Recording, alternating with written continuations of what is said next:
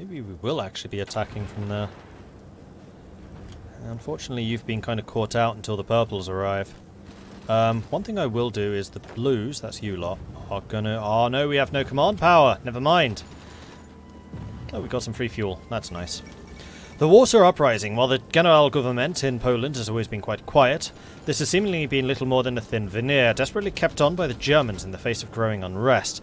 This has become evident when, not even weeks after the beginning of the German Civil War, the Polish Home Army, or the AK, has begun a general uprising that's easily toppled the weak General government and its leader, Hans Frank.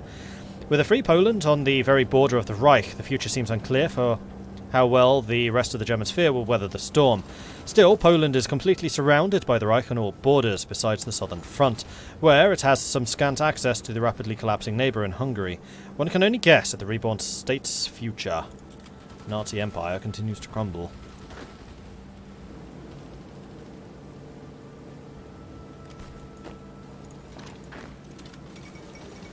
The English Civil War begins. Yes, it does.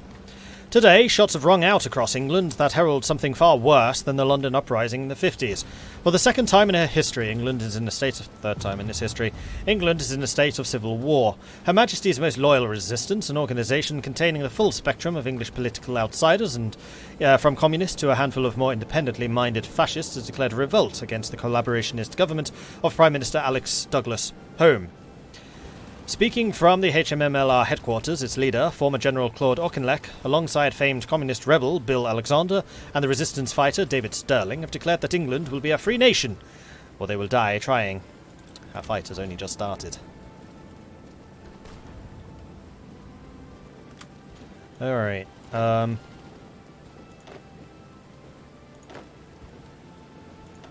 not you. You, begin the assault. And you, begin the assault. Here we go! Lancaster's mine! You can't have it! Mine, mine, mine, mine, mine! Do I count the War of the Roses as a civil war? Yes. Whoa, loads of alerts. Territory of the military commander in Serbia declared on the Serbian National Liberation Front. Ordensstapelgund to seize land from the French state. General Lettland declared war on Reichskommissariat Ostland. Formation of the Africa Schild. With Germany still consumed by the chaos of civil war and many of its territories becoming plagued with conflicts of their own, German Africa has today announced its intention to weather this terrible storm. Whilst the three German African colonies have previously only enacted cordial yet basic relations with each other, a joint declaration from Siegfried Müller, Wolfgang Schenk and Hans Hüttig has announced the creation of the Africa Schild. Officially an alliance only defensive in purpose in order to ensure stability within the colonies, many international observers have expressed concern about what the alliance's true intentions in Africa may be. Whilst the OFN has condemned this immoral colonial alliance, many within the German sphere have praised Müller in particular for his dedication to protecting German interests and personnel across the continent. A worrying development.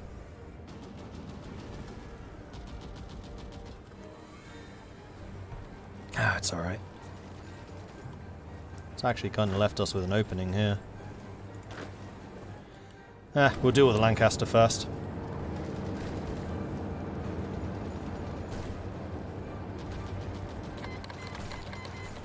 Die Falkenit Panzerorganisation declared war on the SS Oberschnitt Ostland. SS Oberschnitt Ostland declared war on the Vereinigte Ostlandliga. And Generalbesitz. The Serbs rise up. With Germany engulfed in civil war, the winds of change have taken long to reach the Balkans. Reports, though sparse, indicate that former collaborators and partisans have formed a common front to push the German garrison out of the country. Shots and explosions have become a daily occurrence in Belgrade, as the German crackdown attempts only seem to inflame the uprising further. Nevertheless, Hartwig von Ludwiger, Commander-in-Chief of the German garrison, has proclaimed that everything necessary to restore calm and order shall be done, by all means necessary. Still, with the garrison heavily outnumbered in a hostile and foreign land, observers predict that this rebel victory is just a matter of time. With Germany in chaos, they may have a chance.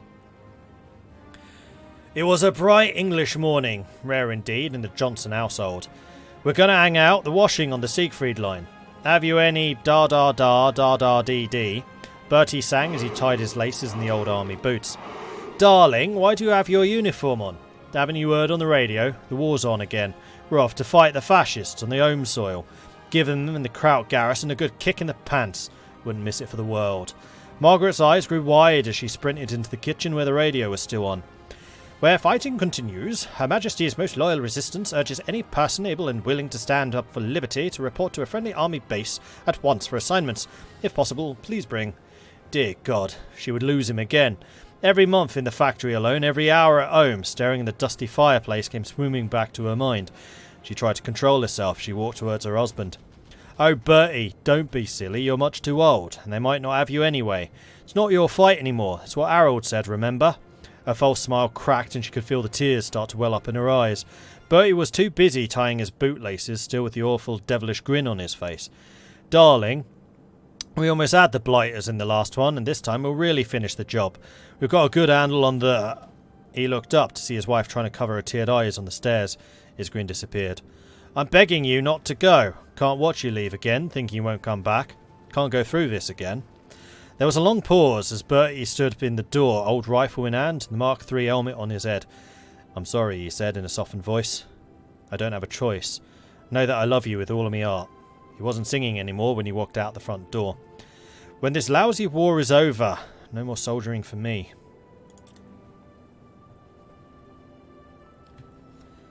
Oberschnitt Osland declared one General Besit Lettland. And all of that. I mean, like I was saying, I'm actually kind of okay for these guys to spread out, because it will spread their defenses thinner. So, cool. And I want to get my tanks and stuff back into the fight. And all of the time that these guys are standing still, they're building up planning prep. Is this a Northern English accent? No, the very opposite.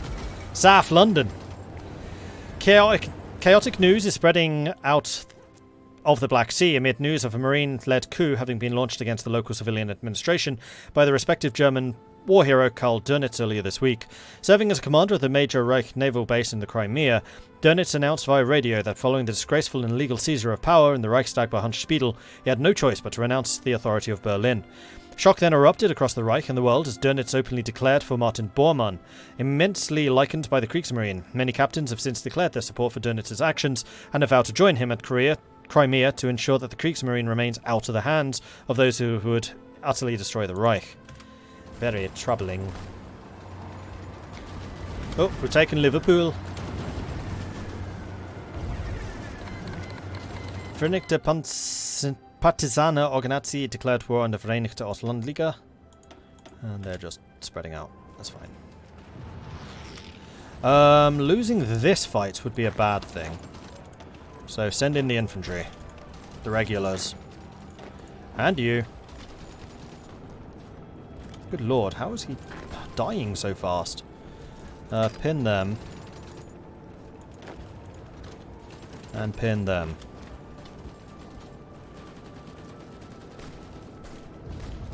Until the reinforcements can arrive. Go, go, go! Yes. Alright. And stop. And stop. And you move here. Okay. Meanwhile, we have cleared up this northern pocket. Magnificent. So next up, I'm going to try and cut off support between these two. So a big attack down there, and also with the armor brigades.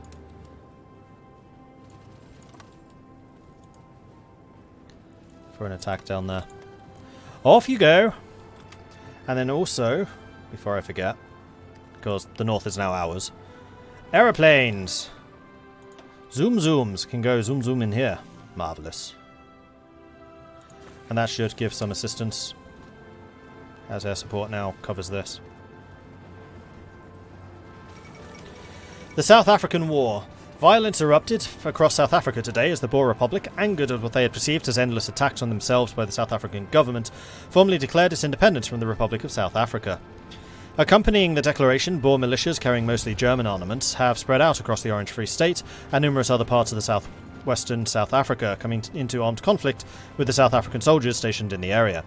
As the conflict continues to escalate, it is currently unknown what exactly the German response will be. Yet, as observers report increasing militarization of the South African border by the newly formed Afrika Schild, many consider the German response to be self-evident.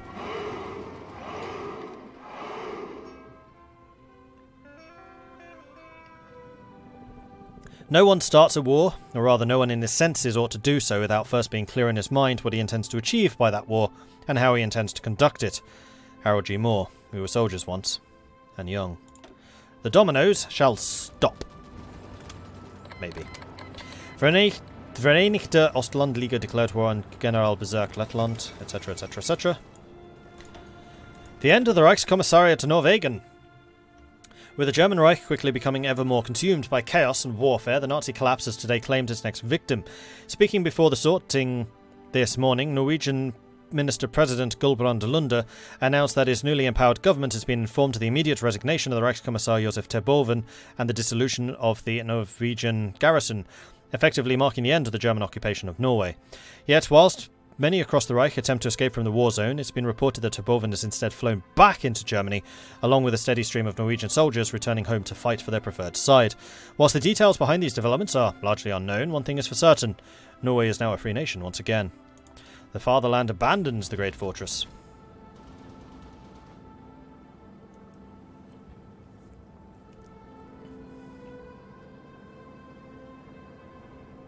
No, Bernard Montgomery's nickname was definitely Monty. 100% it was Monty.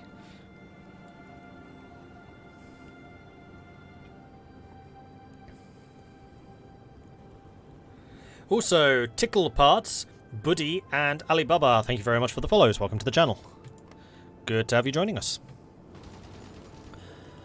Okay, so how are you guys doing? I think that you're all... Oh no, the infantry is still trudging on over.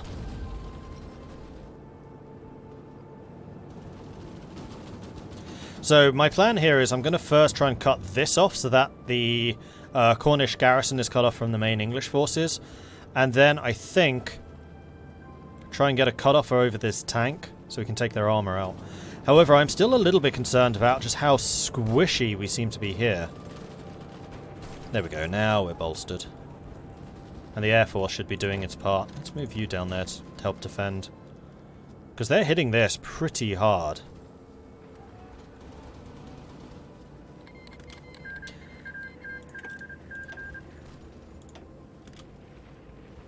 Come on, infantry. Get into position. Although this is giving these guys a chance to get planning prep ready. And that's always useful.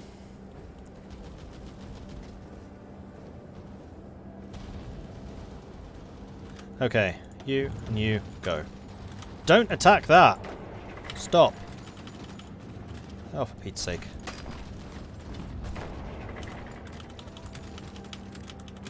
Oh, stop it! No! God damn it! There we are.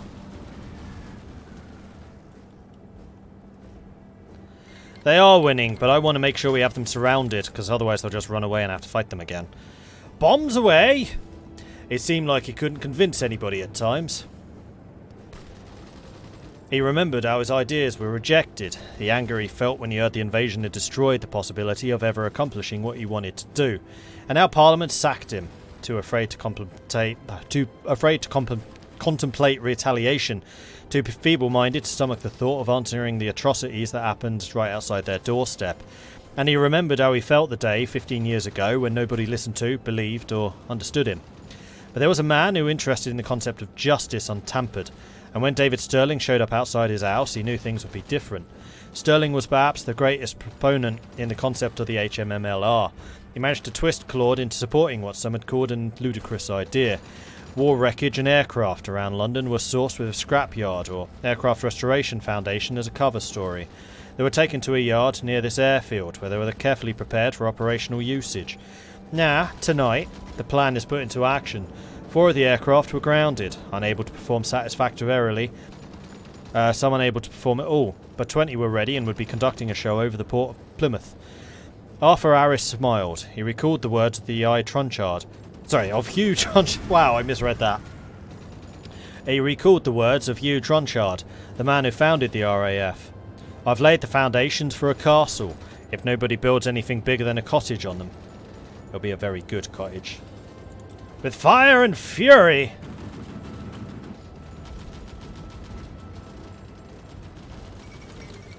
Reichskommissariat Südwestafrika declared war on the Republic of South Africa. As the Boer rebellion rages on, international journalists on the ground are reporting that the German colonial panzer divisions have now begun to pour across the South African border in a rapid escalation of the conflict. Forces of the newly formed Afrika Schild have already won several key victories, forcing already stretched thin South African soldiers into retreating south in disarray. With the OFN having expressed support for the South African regime for almost a decade, the feeling on the ground was captured by quickly spreading footage of the battle-bloody South African soldier, part of a convoy of soldiers retreating to Port Nolloth, who asked the cameras the question that many have been asking. Where the fuck are the Yanks? True chaos. When will it end? You move there, you move there. Milorg coup in Norway. Revolution has struck the Greater German Reich. As warfare grips Europe its deadly embrace, Norway has experienced a drastic shift in leadership following a coup by Milorg. For over 2 decades, this resistance movement has violently opposed the administration of the Reichskommissariat Norwegian.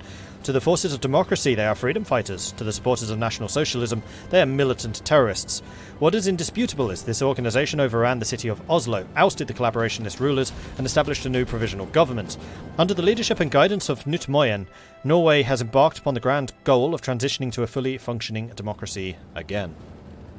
Democracy is back. I don't think I've seen that event fire before. Usually they just stay fascist. Alright, tanks. I'm gonna need you possibly to head over there. No, we're gonna punch from the south. We're gonna go straight for this. And you lot are gonna help.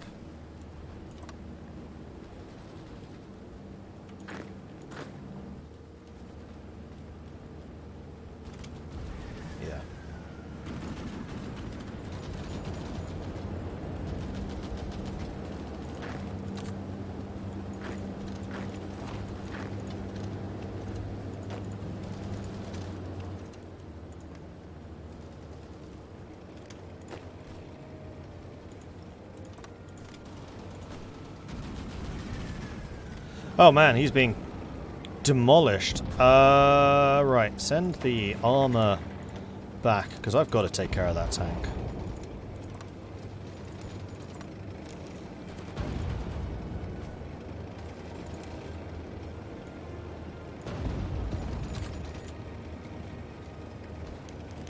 With fire and fury. Sorry, they couldn't clear you to fly, Arthur, said Sterling as he sat in the main hangar office, getting warmer around the stove. I know you would have loved it. Hell, I would have wanted to get up there myself if I wasn't deemed so important. Aris looked over into the fire. David, he asked, have you ever felt you were in a position to win the war and you didn't? Sterling pondered the query for a second before responding. I've had a few operations go bad and a few regrets, but I never had so much power to change things as I do now. There was a study, began Aris, that said we could win the war in 18 months. In 18 months, we could have shattered the psyche of the German people, leave a third of their population destitute and homeless, and break the back of their industrial machine, all without a single man on the continent. That was the promise of aerial bombing. I believed in that study, David. I had dreams of ending the war at a single stroke with 1,000 bombers over a single city, to end the U-boat menace and the flattening of Hamburg, to smote the Ruhr off the face of the earth, to light Nuremberg with the glow of white phosphorus, to open the gates of hell under Berlin. But they didn't believe me, and the Nazis did what I wanted to do to them with a single bomb over Honolulu. He sighed. But we have something now, and perhaps this raid will prove area bombing might yet hold the key to securing England's future. He looked at his watch. They should be over Plymouth by now.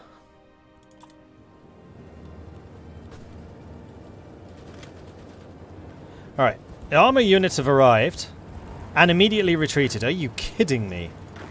Pin. Pin. Pin. And I can't pin you. Haha! We're too fast. Stop. Stop.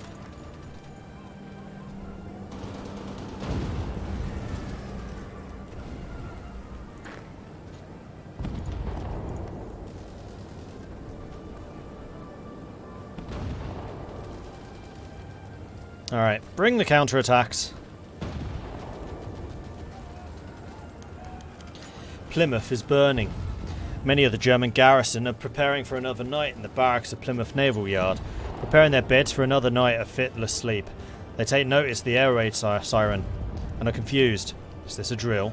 HMMLR don't have an air force, does it? Then a panicked officer rushes in and screams at them to man their posts. They run outside, still not believing what they heard was true. This ain't the second Welt Creek, they think. It would be doing an action like this straight off from the past. But overhead, the past has already arrived. 20 bombers have dropped their loads, barrels of diesel fuel with white phosphorus grenades attached to ensure detonation. At 7:36, the first bomb detonates, and the inhabitants of Plymouth, civilian and garrison alike, are transported back to the darkest days of the Second World War. 24 minutes later, a report is radioed to the airfield. Complete success, the aircrew says. The dockyards are alight. The tank farm in the East End's gone off. The fires are spreading. It's too much for Arthur Harris. For the first time in years, he begins to cry. They've done it. They've truly done it. Turning to Sterling, he says proudly, the Germans will have to sleep with one eye open. Wow, 1,500 manpower. Ouch. Alright, you guys. Counterattack. Go. And you. There, and then there. Go.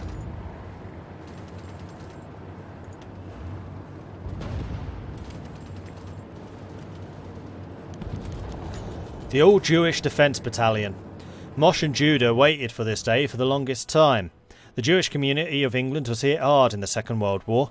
Many had been forced out of their homes. Their property had been seized and transported to the Reich as war loot, and many had been killed in the invasion in the aftermath.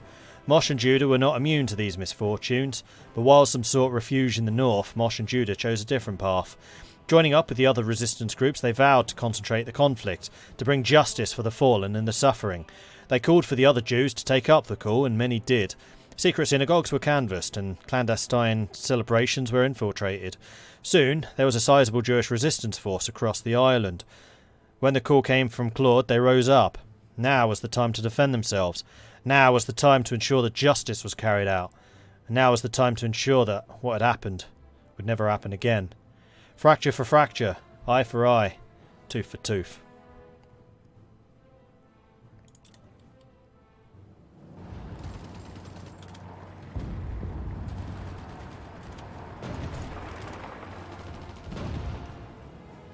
Gotcha.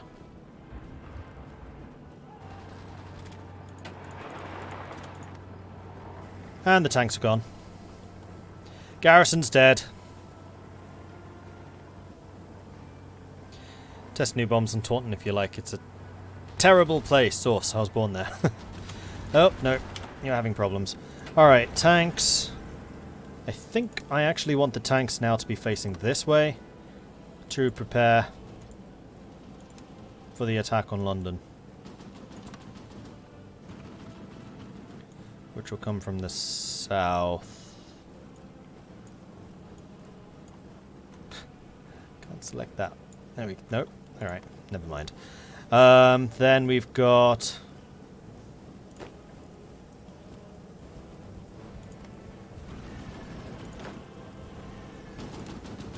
you lot can go and finish this. The Kingdom of Caucasia. As if the past several weeks could not get any more maddening, an even stranger turn of events has emerged in the Caucasus. Josias, hereditary Prince of Waldeck and Piemont and the reclusive Reichskommissar of Caucasian, has formally announced his already de facto severance of the ties from the Greater German Reich. In a rare public announcement transmitted through the Turkish consulate in Baku, even more bizarrely was the fact that the man went so far as to proclaim the Kingdom of Caucasia, crowning himself as King Josias I. This message would have been dismissed as incredulous or an elaborate hoax were it not accompanied by photographs of the coronation ceremony and an official regnal portrait of the new king. The world may have gone mad, but there is one thing everybody knows for certain. This man is the maddest of them all. And definitely is not Rurik. Nope.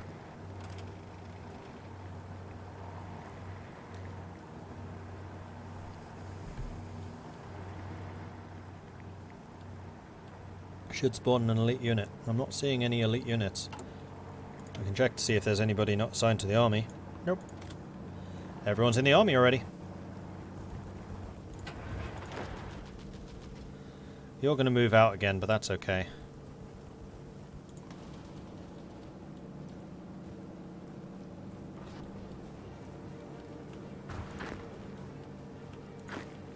You lot are all getting a lot of planning preparation right now. Who's going to get there first? Them.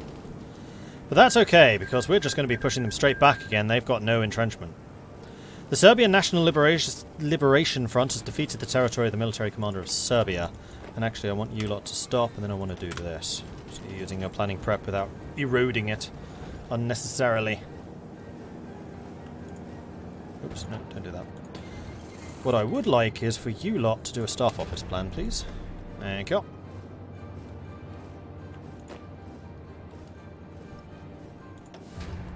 Here we go.